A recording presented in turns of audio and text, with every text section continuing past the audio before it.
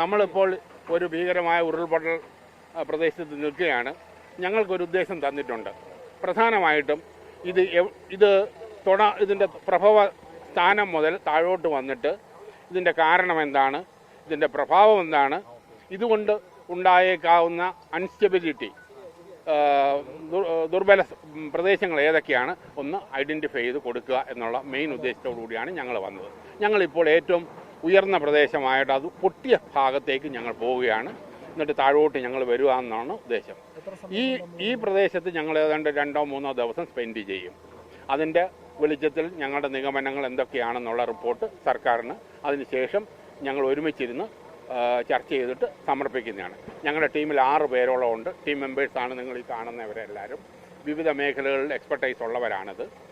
എൻ്റെ പേര് ജോൺ മത്തായി. കൂടെയുള്ള പ്രദീപ് സാറ്, ദൃശ്യ മാഡം, താര മാഡം, ശ്രീവത്സ സാറ്, അങ്ങനെ എല്ലാവരും, ഷിനു, അങ്ങനെ എല്ലാവരും ഉണ്ട്. എന്തെങ്കിലും ഒരു ടൈം ലിമിറ്റ് അങ്ങനെ എന്തെങ്കിലും ഉണ്ടോ റിപ്പോർട്ട് സമർപ്പിക്കാൻ? ടൈം ഫ്രെയിം ഉണ്ട്. നമ്മൾ ഏറ്റവും പെട്ടെന്ന്, ആ ടൈം ഫ്രെയിം അല്ല പ്രധാനം, ഇത് പഠനം കഴിഞ്ഞ് ഏറ്റവും പെട്ടെന്ന് റിപ്പോർട്ട് സർക്കാരിന് സമർപ്പിച്ച് ബാക്കി കാര്യങ്ങൾ തുടർ നടപടിയിലേക്ക് നീങ്ങുക എന്നുള്ളതാണ് എൻ്റെ ഉദ്ദേശം. അതുപോലെ ഇവർ ഈ പുനരധിവസിപ്പിക്കാൻ തീരുമാനിച്ചിട്ടുള്ള, അപ്പോൾ സർക്കാർ ടൗൺഷിപ്പ് നിർമ്മിക്കാൻ ഉദ്ദേശിച്ചിട്ടുള്ള സ്ഥലം അത് നിങ്ങൾ സന്ദർശിക്കുന്നുണ്ടോ? സന്ദർശിക്കണമെന്നുണ്ട്, പക്ഷേ ആദ്യമേ ഇത് തീരട്ടെ, അത് കഴിഞ്ഞിട്ട് ബാക്കി മറ്റേലോട്ട് എന്തെങ്കിലും പ്രധാനമായിട്ട് ശേഖരിക്കുന്നുണ്ടോ? മണ്ണോ അങ്ങനെ എന്തെങ്കിലുമൊക്കെ ശേഖരിക്കുന്നുണ്ട്. സാമ്പിൾ ശേഖരിക്കും. ബാക്കി നമുക്ക് ഇപ്പോൾ ചെയ്യാൻ പറ്റാത്ത കാര്യങ്ങൾ പിന്നെ വന്ന് നമ്മൾ ചെയ്യുന്നതായിരിക്കും.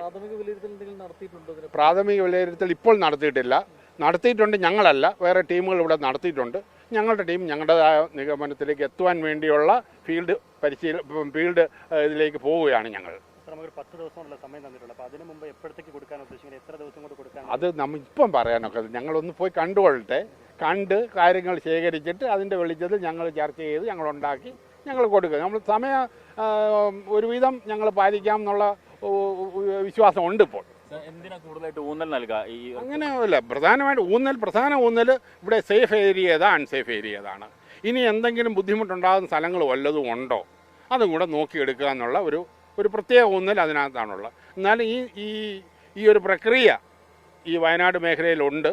അതിന് ഇവിടെ ഒന്നിപ്പം നമുക്ക് കേരളത്തിൽ കണ്ടതിൽ ഏറ്റവും വലിയൊരു ഉരുൾപൊട്ടൽ നടന്നിരിക്കുക. അത് ഞങ്ങൾക്ക് കൂടുതൽ പഠിക്കാനായിട്ടൊരു അവസരമാണ് ഞങ്ങൾക്ക് ലഭിച്ചിരിക്കുന്നത്. അത് നഷ്ടപ്പെടുത്താനൊക്കത്തില്ലല്ലോ. അതും കൂടി ഇതിനകത്ത് പ്രധാനപ്പെട്ട. അതിതീവ്രമായ മഴയാണ് പെയ്ത സമയത്ത് ആ മഴയുടെ അളവിൽ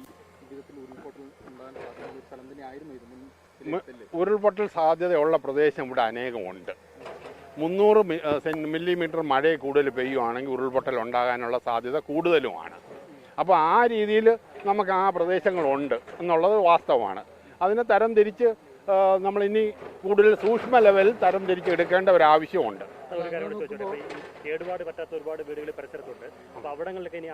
അതാണ് ഞാൻ പറഞ്ഞ സേഫ് ഏരിയ, അൺസേഫ് ഏരിയ എന്നുള്ളത്. കേടുപാടുകൾ പറ്റിയിട്ടുള്ള സേഫ് ഏരിയ ആണെങ്കിൽ അവർക്ക് നമുക്ക് തിരിച്ചുപയോഗിക്കാമല്ലോ. അല്ല, സാധാരണ നമുക്കൊരു 150 മില്ലിമീറ്റർ 200 മില്ലിമീറ്റർ താഴെയാണ് സാധാരണ മഴകളൊക്കെ ഒരു ദിവസം കൊണ്ട് പെയ്യുന്നത്.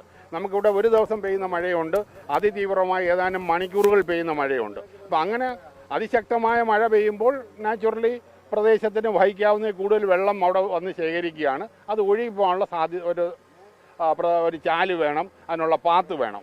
അതില്ലാതെ വരുമ്പോൾ ആ മണ്ണും അതുമായിട്ട് താഴോട്ട് വരും. എന്തൊക്കെയായാലും ഇതൊക്കെ പ്രാഥമികമായിട്ടുള്ള കാര്യങ്ങൾ ഞങ്ങളൊന്ന് പോയി നോക്കിക്കോട്ടെ. ഓക്കെ.